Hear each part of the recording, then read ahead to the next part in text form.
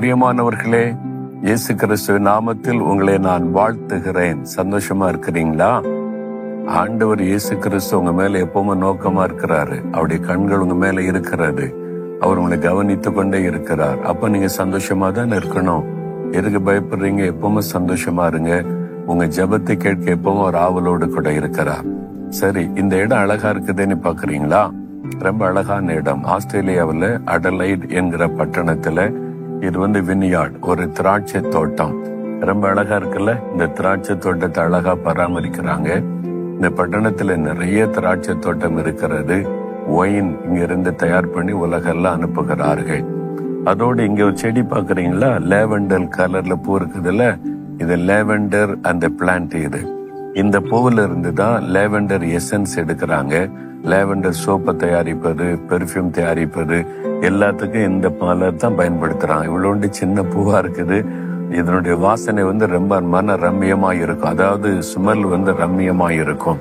அதனால இதைத்தான் நிறைய இடத்துல பயன்படுத்துவாங்க. பார்த்திருக்கீங்கல்ல? அந்த செடி தான் இது. இந்த மாதிரி ஒரு செழிப்பான ஒரு பட்டணம் இது. சரி, இந்த நாள்ல ஆண்டவர் எனக்கு என்ன வசனம் வைத்திருக்கிறார் அப்படின்னா, ஏசாயா 58:9 என் மகனே, என் மகளே, நீ கூப்பிடுவாய், கர்த்தர் உனக்கு உத்தரவு கொடுப்பார். நீ சத்தமிடுவாய், இதோ நான் இருக்கிறேன் என்று சொல்லுவார். ஆண்டவர் எங்கங்க? ஆண்டவர் எங்க? என்னை விட்டு தூரம் போயிட்டாரா? இல்ல, பக்கத்துலதான் இருக்கிறார். நீங்க கூப்பிட்டா, இயேசுவே நீ கூப்பிட்டா, இங்கதான் இருக்கிற மகனே, இங்கதான் இருக்கிற மகளேன்னு ஆண்டவர் சொல்லுவார். அதனால நீ கூப்பிட்ட உடனே உனக்கு மறு உத்தரவு அருளுவார். ஆனா கூப்பிடணும். நம்ம நிறைய சமயம் ஆண்டவர் கூப்பிடுவதில்லை. ஆபத்து காலத்துல என்னன்னு கூப்பிடு, நான் உடைப்பேன்னு சொல்லி இருக்கிறார்ல. இயேசுவே எனக்கு உதவி செய்யன்னு கூப்பிடணும். இயேசுவே இந்த காரியத்துல எனக்கு ஒரு அற்புதம் வேணும்னு கூப்பிடணும்.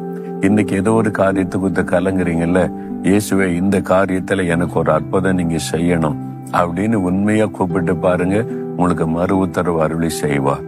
ஏதோ நான் பக்கத்துல தான் இருக்கிறேன்னு அவர் சொல்றார். பிறகு இதுக்கு பயப்படணும். ஆனா அந்த வசனம் சொல்லுது அப்பொழுது. அப்படின்னா எப்பொழுது? முன்னால் உள்ள வசனத்தை வாசித்தா தான் தெரியும். உபவாசம் பண்ணி ஜெபிக்கும் போது உபவாசிக்கணுமா? நீங்க என்னைக்காவது உபவாசம் பண்ணி ஜெபிக்கிறீங்களா? வாரத்துல ஒரு நாளாவது உபவாசம் பண்ணி ஜெபிக்கணும். முடிந்தா 12 மணி நேரம் உபவாசம் செய்யலாம். அல்லது முடியல ஒருவேளை சாப்பாட்டை ஒதுக்கி உபவாசம் பண்ணி ஜெபம் செய்வது. காலை உணவை ஒதுக்கி ஜெபிக்கலாம்.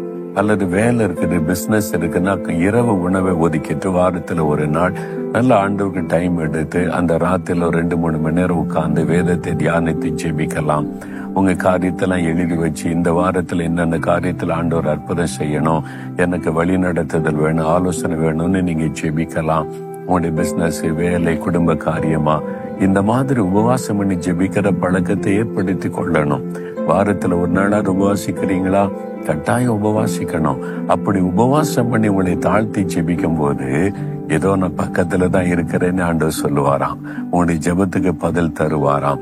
ஆனா நான் ஜெபிச்சு பாக்குறேன், பதிலே வர மாட்டேங்குதுன்னா உபவாசம் பண்ணி பாருங்க.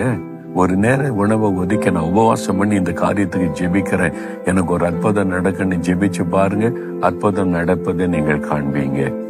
ஒரு சகோதரர் வந்தார். நான் இதுக்காக எவ்வளவு ஜெபிக்கிறேன் பிரதர், ஒன்னும் நடக்க மாட்டேங்குது. வாக்குத்தத்தெல்லாம் சொல்றேன், வாக்கு வித் ஜீசஸ் எல்லாம் பார்த்து தினமும் ஜெபிக்கிறேன், ஒன்னும் நடக்க மாட்டேங்குது, சோர்ந்து போய் சொன்னார். நான் சொன்னேன், என்னைக்காவது உபவாசம் பண்ணி ஜெபிச்சிருக்கிறீங்களா? எனக்கு அதுக்கு டைமே இல்லை பிரதர், பிசினஸ் அது மாதிரி குடும்ப காரியம் நிறையா. உங்களுக்கு உபவாசிக்க டைம் இல்லைன்னா ஆண்டவர் எப்படி உங்களுக்கு டைம் கொடுப்பாரு?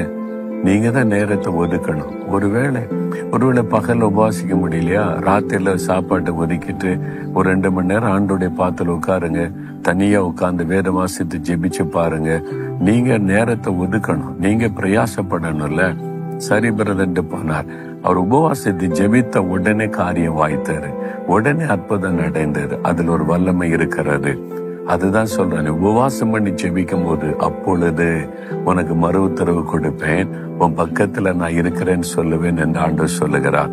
இன்னைக்கு சொல்றீங்களா, ஆண்டவரே உபவாசத்தை ஜெபிக்க கிருபை தாங்க, நானும் உபவாசத்தை ஜெபிப்பேன், நீங்க பக்கத்துல இருக்கிறீங்க, எனக்கு உத்தரவு தருவீங்க, ஸ்தோத்திரம் சொல்லுங்க.